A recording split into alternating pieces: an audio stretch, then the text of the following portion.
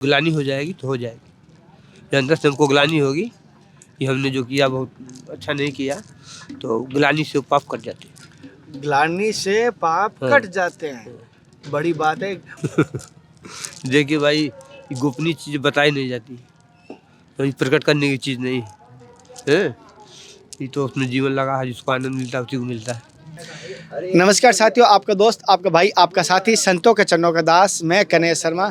जैसे कि धर्म की यात्रा में आपको लगातार दिव्य त्यागी तपस्वी संतों के दर्शन करा रहा हूँ। ये सभी दर्शन मेरे गुरु की कृपा से, हरि की कृपा से हो रहा है। और जिन संतों के अभी आपको दर्शन करवाने वाला हूँ, मैं उन संतों के पहले बता देता हूँ। उनका नाम है राम संतोष दास जी, श्री श्री 1008 श्री राम संतोष दास जी महाराज जी। उनके हम दर्शन करवाने की कोशिश करेंगे। पहले तो मेरी तरफ से, भक्तों की तरफ से आपके चरणों में साक्षात दंडवत प्रणाम करता हूँ। महाराज जी, जैसे कि हर कोई कहता है कि परमात्मा को पाना चाहते हैं, ये भगवत प्राप्ति करना चाहते हैं, लेकिन भगवत प्राप्ति गृहस्थी में जो बहुत सारे लोग कहते हैं भगवत प्राप्ति का मार्ग क्या है। हर जगह जाते हैं, अलग अलग मार्ग बताए जाते हैं, अलग अलग पंथों में अलग अलग देवताएं बताए जाते हैं। लेकिन जब मेरा नाम कन्हैया कि कन्हैया तो इतने संतों के पास जाता है, धर्म की यात्रा के माध्यम से हम गृहस्थियों को भगवत प्राप्ति का सुलभ और आसान सा मार्ग बताइए, जिससे हम भगवत प्राप्ति कर पाएंगे। क्योंकि भगवत प्राप्ति का सबसे आसान तरीका भगवान नाम महाराज की शरण लेंगे, तो नाम महाराज की शरण से सब व्यवस्था अपने आप व्यवस्थित हो जाएगी। भगवान का दर्शन तो नहीं हो रहा, लेकिन नाम का दर्शन तो हमको हो रहा है। नाम का तो दर्शन हो रहा है, और नाम जो पकड़ेंगे तो नाम ही अपने आप खींच के आ जाता है। क्योंकि काल्पनिक नाम हमारा पड़ा हुआ संसार का, तो कल्पना हम सोए हैं चाहे जगह हैं, हमारे को कहीं दूर से बुलाया जाता है तो हम उधर खींचते कि नहीं, चौकते देखने तो हमारा नाम कौन ले रहा है। तो ये तो शाश्वत जो भगवान का नाम है, इस नाम की तो कोई बातें नहीं है। तो इसको जो गहनता से पकड़े और एकदम लग जाए ना, तो इसमें भगवान की कृपा हो जाती है और लाभ मिल जाता है। अच्छा, जैसे महाराज जी ने बड़े सुलभ बात की, क्योंकि नाम मात्र से ही भगवती प्राप्ति हो जाती है। और महाराज जी, नाम में बहुत सारे नाम है, तो कौन सा नाम लें? चाहे एक बार हरे कृष्णा लें, या हरे राम हरे सीताराम लें, या महादेव लें, नाम भी जो नाम हमको अच्छा हो, हम संतुष्टि ये भी है कि हाँ, जो नाम अच्छा लगे, संतुष्ट हो, हमको अच्छा समझ में आए, बस उसी पर लग जाए। भगवान का तो नाम बहुत नाम है ना, तो जो नाम हमको प्रिय लगे, अच्छा लगे, उसको पकड़ ले। क्या सुंदर बात की है। जो हमें देवता पसंद आए, जो अच्छा लगे नाम, वो ले लेना चाहिए महाराज जी के। महाराज जी, जैसे कि मैं देख पा रहा हूँ, आप नाम, हम सत्संग भी कर रहे हैं और आप माला जप भी कर रहे हैं, तो ये दोनों एक साथ होते हैं, तो इसे क्या अजप्पा कहते हैं, या ये अजपा जप तो अलग होता है, श्वास से चलता है। और सांस से, और इससे जैसे बात भी कर पा रहे हो, माला भी कर पा रहे वो हो, तो अभ्यास है ना, अभ्यास है। तो वो अभ्यास। नाम का उच्चारण कहाँ हो रहा है अभी? वो अंदर, हाँ, वो अजपा ही समझिए उसको। श्वास में। हाँ, अंदर से जब प्रक्रिया हो जाती है ना, तो चलता रहता है। बात भी करते रहे तो अंदर से प्रक्रिया अपना अंदर ना उच्चारण चलेगा। अच्छा, अभ्यास हो जाएगा। अभ्यास होता है, ये कंटिन्यू करते करते रहना हाँ। चाहिए।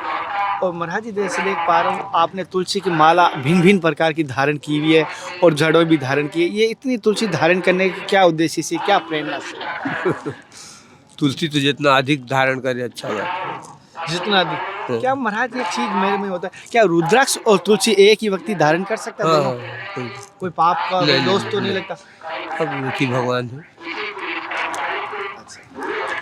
महाराज जी, जैसे कि हम 3 गुणों की बात करते हैं, रजोगुण, तमोगुण, सतोगुण की, तो क्या इनसे तीनों से भी ऊपर उठा जा सकता है, या तीनों से ऊपर भी जिया जा सकता है? ऊपर तो जो ऊपर उठ जाता है तो ऊपर भी स्थिति आ जाती है। इस तीनों गुणों से ऊपर उठ जाएंगे तो इस संसार का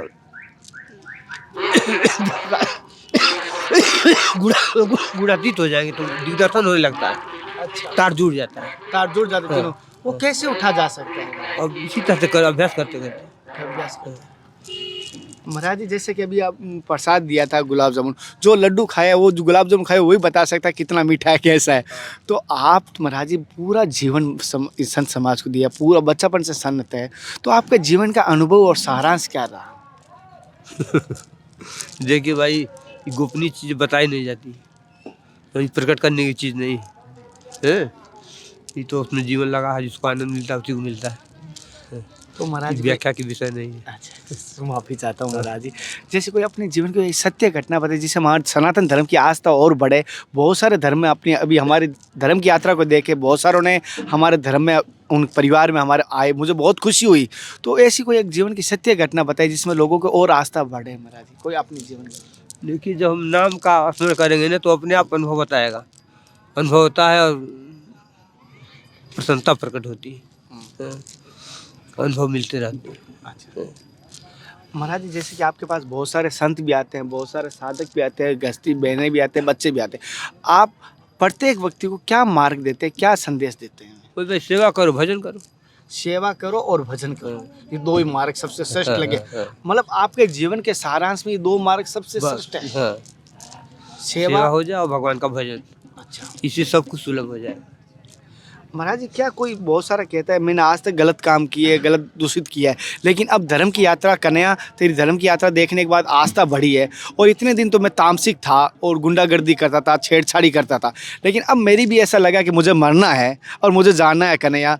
तो मुझे क्या, मैं अब तेरे शरण में या तेरे मार्ग पे बताए हुए आऊँ तो क्या मेरे सारे पाप माफ़ हो जाएंगे? हाँ, ग्लानि हो जाएगी तो हो जाएगी। जब अंदर से हमको ग्लानि होगी कि हमने जो किया बहुत अच्छा नहीं किया, तो ग्लानि से पाप कट जाते हैं। ग्लानि से पाप हाँ। कट जाते हैं, बड़ी बात है। और उसको ये भी मैंने उनको ये कहा आज से अगर नहीं करोगे ये हाँ, प्रतिज्ञा भी लो। हाँ, जरूरी है उसको पुनरावृत्ति न करें। पुनरावृत्ति ना करें, हाँ, बड़ी सुंदर हाँ। बात महाराज जी। जैसे महाराज जी ने कहा ग्लानि होने से पाप कट जाता है, लेकिन वो पाप तब तक कटे जब तक वापस आप उस पाप को करने की सोचो ही ना दिमाग में। महाराज जी, जैसे कहना नहीं चाहिए, लोग कहते हैं गंदा नहीं देखना चाहिए, गंदा सुनना नहीं चाहिए, गंदा बोलना नहीं चाहिए।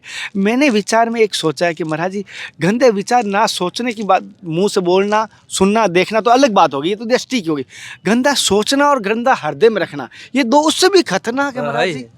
भाई जो अंदर रहेगा तो प्रकट होगा, दिक्कत करेगा, तो उसको अंदर रखे ही नहीं, हटाते जाए। मतलब मैं तो सभी से कहता हूँ, गांधी जी के 3 मंदिर की जगह हमारे सनातन धर्म में 5 मंदिर है। पहले तो बुरा सोचो ही मत, हृदय में रखो ही मत, फिर ना दिखेगा, ना सुनोगे, ना बोलोगे। तो महाराज जी आशीर्वाद रूप में हमें थोड़ी सत्संग दिया, बहुत बहुत धन्यवाद।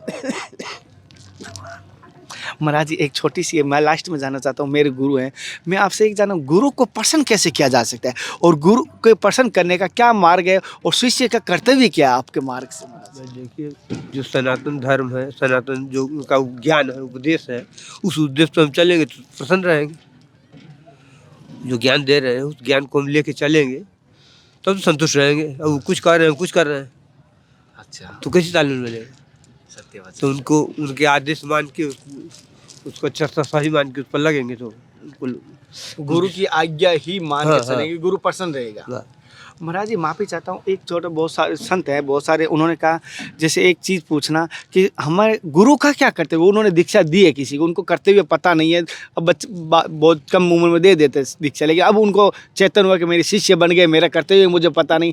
तो गुरु का शिष्य के प्रति क्या करते हुए होता है महाराज जी? भाई गुरु का शिष्य को अच्छे मार्ग पर चलाना, अच्छे मार्ग पर चले, अच्छा उपदेश देना, ये शिष्य का, गुरु का कर्तव्य है।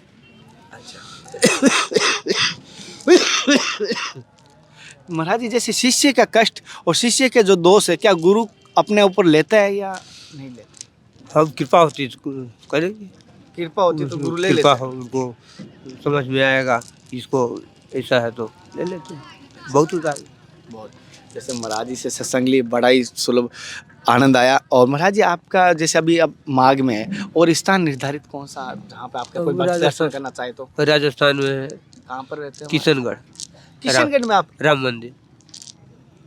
किशनगढ़ में मेरे रास्ते में आता है, अजमेर पुष्कर जाता तो पास वही है। वही अच्छा, गौशाला है। अच्छा अच्छा अच्छा। राम मंदिर। ओ महाराज जी की गौशाला, मैं अब इस बार आऊँगा ना माँ के बाद जरूर। आप वहीं रहते हैं? हाँ। ओ, मेरा सौभाग्य हुआ, महाराज जी के दर्शन तो कभी भी कर सकता हूँ। महाराज जी की सत्संग लिए महाराज जी ने अपने जीवन के अनुभव इसलिए बताए नहीं क्योंकि ये गोपनीय होते हैं, कुछ बतानी चीज़ नहीं है, महाराज जी ने कहा। और महाराज जी ने तुलसी धारण करने का मैंने कारण पूछा तो महाराज जी ने सुंदर सा बताया। और अगले सत्संग के साथ फिर मिलते हैं, तब तक जय हिंद, वंदे मातरम, हर हर महादेव, जय सीताराम। हे नाथ, हे मेरे नाथ, मैं आपको बोलूँ नहीं, जय गुरुदेव, जय सभी संतों की, जय गंगा मैया।